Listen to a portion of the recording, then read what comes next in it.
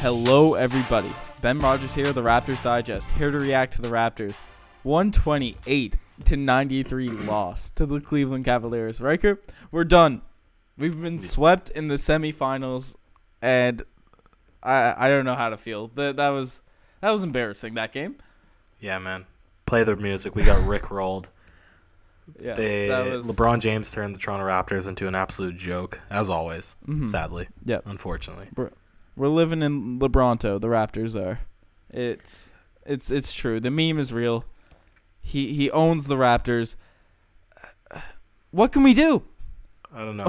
One of the commenters on the last episode, the podcast that we made, and I apologize for not pulling your name up, but you can go back and check it, I guess, if you want. He said the Pacers, whenever LeBron went on a run, psychologically, they didn't get hurt. They would just respond, right? They would take it in the head, or take it in the chin, and then respond. The Toronto Raptors, whenever LeBron just goes into LeBron mode, they just get so defeated, and you can see it on the court.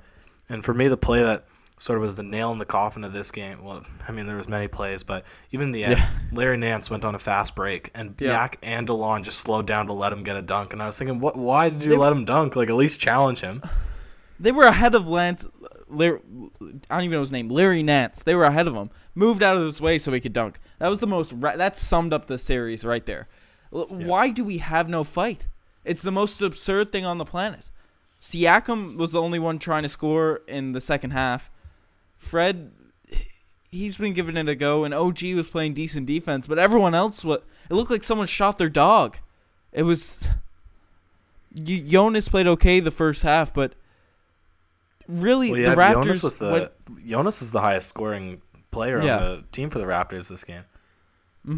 But which is absurd, because he only had 18 points. This is an elimination game. The Toronto Raptors have been smacked by LeBron for the past 3 seasons, and we don't even put up a fight. We just say, we'll let you beat us by 25, or however many points it was. The 35. I'm very frustrated right now. I don't know what to do. Like, should we blow it up? Should we tank? Are we going to fire Casey? There's so many questions going into this summer. We got to have faith in Masai. All right, let's put it. No more faith in Masai. What was it? The 5-year window or the 3-year window? 3. Everyone signed for the next. Well, I guess two seasons now. The next 2 seasons. We just finished the first year. The 3-year window. Okay, all right. Let's put ourselves on the hot seat then. 30 seconds to talk about each topic. Topic number 1. Can we do anything in 2 seasons to take the core roster and make it a championship team? Okay, let's cut that down. 1 season, 30 seconds. Well, I think if Pascal Siakam develop a 3-point shot and OG continues to improve, I think that's definitely two very valuable pieces. DeMar and Larry have proven they can't be the 2 best players on a actual championship team. They can be the 2 best players on a good team, but not a team that's going to beat LeBron and compete with the Warriors or any teams like that. So we really need either internal development or get Boogie. Question number 2. Keep or trade Lowry? Don't trade him for nothing, but if you can get a good deal, like he's old point guard. Wow, I love your Kyle favorite Lowry. Player. Yeah, I love Kyle Lowry to death, but like it's a sin to have him get bullied by LeBron every year. Whatever team he goes to will be my second favorite team, but question number 3. This is how it goes. We're keeping it strict. Less than 30 seconds. Yep. Question number 3. Are Lowry and DeRozan better together or better apart? They're probably better together, but it's all dependent on the team, the roster, the offense. Okay, question number 4. Yeah. No, I'm not even going to let you explain. Question number 4. Okay. Should we get rid of both of them? This would be huge. Should we get rid of both of them? No. So you think that a Lowry I don't want to be the Atlanta Hawks. Don't want to be the Atlanta Hawks. You think a $30 million a year Lowry plus whatever DeRozan's contract is together on the Toronto Raptors would allow room to make a championship winning team in the next 2 seasons? You said both of them. Yeah, because you said you would want both of them. You said both of them are better together. Yeah, but DeMar and Boogie would be better than DeMar and Kyle. Okay, so they're good together, but like we could have a better combination, is what you're saying. Yeah, for sure. Yeah, most definitely. Okay. Okay. Next question. Do you want to win Okay. a championship in the next 2 seasons, or would you rather tank Obviously. for pieces? No, we can't tank. I want to be the Hawks. We trade for people to tank for us. We'll be the Boston Celtics. Okay, question moving forward. Would you rather, in the East, would you rather see the Celtics or the Cavaliers go to the finals? So, You're about to say fans might Celtics. hate me. No, I'm not going to say Celtics. LeBron. Come on. The Celtics are my least favorite team. Get out of here, would you Boston. rather, which team would you rather see LeBron win against the Golden State Warriors or lose against the Rockets? LeBron win. I want to lose to the champions, so we get memed less. Okay, fair enough. All right, no other 30-second questions. No other hot spot. What about Dwane Casey? Question for Oh you, my Ryker. God! 1 Yeah, minute okay. on the clock. No, 30 The seconds. clock. No, 1 minute for Dwane Casey. Okay. Say or go. I'd say if you can swing him back into a defensive assistant coach position, and then pull up somebody else who's just a better playmaking coach, and keep him in the the rotation, because obviously he has very talented sort of abilities and how to adjust rosters in certain situations, but clearly lacks in those crucial late game play calling and some sensible decision making, like playing certain players when they should be played, or not playing certain players when they shouldn't be played. Ibaka throughout most of the season, or hanging on to this DeMar this whole CJ series. Miles. Yeah, so it's I if you can keep him, sure, certainly, but like if you could get rid of him, I wouldn't be shocked at all. Do you want Dwane Jerry Casey? Yes, Stackhouse no. does need to step up. No. Yes, no. Dwane Casey No. is head coach next season. No. You don't want him? No, and you know why? Because I hated on him at the beginning of the season, and I might as well stay consistent. I don't want him to stay, because this was his season to prove himself, and I thought he did throughout the regular season, because he made crucial rotation calls, and we thought he was a god because he would play a 13-man rotation, 1 games, which is unheard of in the NBA. But then it gets to the playoffs, and he goes back to 8-9-man, sometimes 10-man, but just with horrible lineup calls and terrible play calling. And that's not to take away from the regular season, but you really only play the regular season to get to the playoffs, and playoffs is a new animal, and if you can't perform, why have them? Yeah, why I agree to an extent. Dwane Casey, definitely the best coach in franchise history. It's going to be sad if this was the last time he ever coached for the Raptors, but especially where everyone's locked up in contracts, something has to change, and unfortunately Dwane Casey is likely to get the short end of the stick. Hopefully we can get someone good. Nick Nurse's name has been thrown around. Jerry Stackhouse, Slam Online, has already posted saying it's likely that Dwane Casey will be fired. So that'll be an interesting sight to see.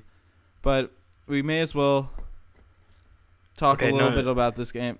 Let's first. You said something's got to change. Everybody's locked into contracts. 30 30 seconds. Talk about a bunch of things that need to change. Just hit them in any sort of unparticular order. Well, obviously something needs to change with our mentality in the playoffs, and that comes from the coaching staff. Like, something needs to change there. Our offense tangible. was not, Like I think Norman Powell contract somehow needs to get dissipated. He's a DeMar Carroll. We wanted him to explode, but he didn't. Norman Powell's got to go. So what do you think? Yeah. A bunch of things. What needs to change? What can be done in the offseason? Well, we need to get faster up front. Serge Ibaka and Jonas Valanciunas starting in the front court is not playoff caliber. I like They're it. too slow. When small ball lineups happen against them, they always end up having to start something different. I don't know. The backcourt of DeMar and Lowry, they can't be our 2 main guys. If we want a shot of any actual playoff success, they can't be our two best players. They're very good players. Obviously, if you look at Draymond Green and Klay Thompson on a team, they can be all-stars for a really good team, but they're not the 2 best players. So obviously, that's true. It's like a Harrison Barnes situation. They treated him as an all-star, and then he goes to Dallas. Oh, actually, that's a poor comparison. He actually did pretty well in Dallas, and Dallas is so bad that he wasn't on the radar. But I see what you're saying. I get the point. Yeah, he was never really an all-star for the Warriors, but He was considered very good, enough to be the best player on the Dallas in their opinion. Yeah, for sure. All right, let's talk about the game. I'm getting more and more deflated as this podcast goes. No. All right. The more I'm thinking about it. All right, let's take all that. Let's take this deflating energy and channel it all into the absolute. We have so much to talk about for this offseason. It's going to be a really fun summer. We're going to keep the videos coming, but we may as well talk about this game. The GOAT play of the day tonight. The GOAT play of the day doesn't go to the Raptors. Doesn't go to the team for me, at least for me. It goes to Raptors Twitter. That was very exciting watch. Seeing everyone react to the game. Just everyone freaking out. It's always a fun watch. A lot more entertaining than the game. Not going to lie. All right. Fair enough. What was the OGs then? The OGs? Definitely, without a doubt. I tweeted about it. We saw Bebe. He was juiced up on coconut water. He got thrown in. The game was still kind of close at the end of the second quarter. We were down by about 4-6. Threw in Bebe. Felt like we had in the 2 minutes Bebe played, it looked like we lost those 2 minutes by about 400 points. I don't know the actual plus minus, but my God. Bebe was out there throwing passes right to the Cleveland Cavaliers. He had the ball in the paint. Easily could have taken layups. No, he just threw the ball. Oh my God, it was insane. It looked like we took a high school kid or one of those guys that sign on a team for a day. You know, these little kids that get to sign. Oh, you get to be on the Raptors for a day. How exciting is that? But we actually played them in a closeout playoff game, and that's what he looked like. No, I think Jose Calderon probably took his one day paycheck and said, "Bebe, I will give this to you if you sabotage the game for me." Honestly, Ryker, if we tank next season, Bebe has to stay. He needs to be the tank commander. The tank commander. Like he's the starting sometimes he's good. Sometimes he's good. He's always exciting when he's on the court. He really is. It's the face tats. It's the face tattoos. Yeah. There's no other explanation. He's a jolly soul out there. He's always smiling, doing crazy plays. Sometimes they work. Tonight they did not. So if we tank, I just want to see Bebe's face out there, just being happy, helping our way through it. We're not saying we should tank, but if that happens, Bebe needs to stay. Imagine going from a 59-win team to tanking. That's just crazy to me. The Atlanta Hawks, dude. The Atlanta Hawks. Yeah. Okay, this is how I break down the playoffs. I'm taking a huge tangent right now, but this is how I'm breaking down the playoffs. I'm hoping that the Philadelphia 76ers will come back and win 4 straight like I wanted the Raptors to. That would be lovely. That'd be lovely. All right. If that happens, then I would want them to beat the Cavaliers, obviously. All right. Mm-hmm. And then I would want them to beat the Golden State Warriors if they were to play the Warriors in the finals, but lose to the Rockets if they played the Rockets. But if the Celtics move on, then because Jose Calderon is on the team and it's the Celtics, then I'd have to cheer for the Cavaliers. And same thing, if the Cavaliers get to the finals and they play the Rockets, then I'd want them to lose. You know, Jose Calderon doesn't trump. Going for the Rockets. He's not a trump card. But if the Warriors get to the finals, then I would want the Cavaliers to win. Yo, everyone in the comments, let us know what you guys want from the rest of the playoffs. Who should we cheer for? Who's... Oh, my God. I wanted us to win so bad this series, and Skip Bayless was right. Skip Bayless was right. What the? We got swept. It's just hitting me now. We got swept.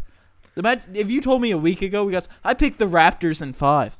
I look very stupid right now. This is, Ryker. What if I told you a week ago and I confidently said, Hey, the Pacers will take the Cavaliers to 7, but the Raptors will lose in 4 games. Would you believe me? Imagine if someone said that. That's what Skip Bayless said. Oh, my. We're just shook here on the podcast. This is just crazy rambling. But we got to go into the DeMar Carroll Gold Star Award. And unfortunately, hopefully it's not his last game because he's had such a good career with Toronto, but DeMar DeRozan, once again, he's got to get the DeMar Carroll Gold Star Award. And the refs for calling him a flagrant 2, which is whack. But what were your thoughts on DeMar tonight? You know, I'll completely steal somebody else's good content. The Breakfast Club, Charlemagne the God, they do a little segment called Donkey of the Day, and that's DeMar DeRozan because this is the third season in a row that we lost spectacularly against the Cavaliers, and this was our best chance of beating them, and this was their worst chance at winning against the Raptors, and they still won in 4 games and won the elimination game by 35. So that's, you know. And DeMar DeRozan just really, even when he was in the game, he tried to be aggressive, but he still really just didn't look like DeMar DeRozan. He got called for a flagrant 2. It shouldn't have been a flagrant 2. Let us know what you guys think of the comments, but he did kind of make a play on the ball. Obviously hit his head. Probably should have been a flagrant 1, but they reviewed it, threw him out of there. And the fact that Kevin Love elbowed DeMar and Lowry twice in this series, elbowed them square in the face, and they didn't even review that. But then this DeMar hits Clarkson on the head. That just really angered me. That was very frustrating. Yeah. Just this whole series was frustrating, Ryker. We don't really know what to say. This is all reactionary. We're going to give a full breakdown on what the Raptors should do, or our take on what the Raptors should do all summer. So keep posted, the Raptors Digest. We got swept. It hurts. It might be the last time we see this core together. And as much as they've hurt us in the playoffs, like it hurt our souls in the playoffs, it has been by far the best stretch of Raptors basketball we've ever seen from a Toronto Raptors team. So if this is the last time we see Dwane Casey on the sidelines, DeMar or Lowry, or even Jonas in a Raptors jersey, salute to those guys. It hurts tonight, but I do love this team. I love the players. Even though things probably have to change, it sucks. Sucks, my guy. That was a beautiful adieu. And more elegantly worded than I would have made it, so we can end on that. For sure. Guys, that's the last reaction game podcast from us. We'll still be making content, but last game reaction for the 2017-2018 season. You're the best for all the people that have kept listening. We've obviously just started the podcast this season. Everyone that listens to the pod, check out the Twitter, check out the Instagram. Shout out to all you guys for tuning in after every game. You guys are the best. We wouldn't be doing the podcast without you guys. Just shout out to everyone. We're all hurt as Raptors fans, and it should be a really fun summer.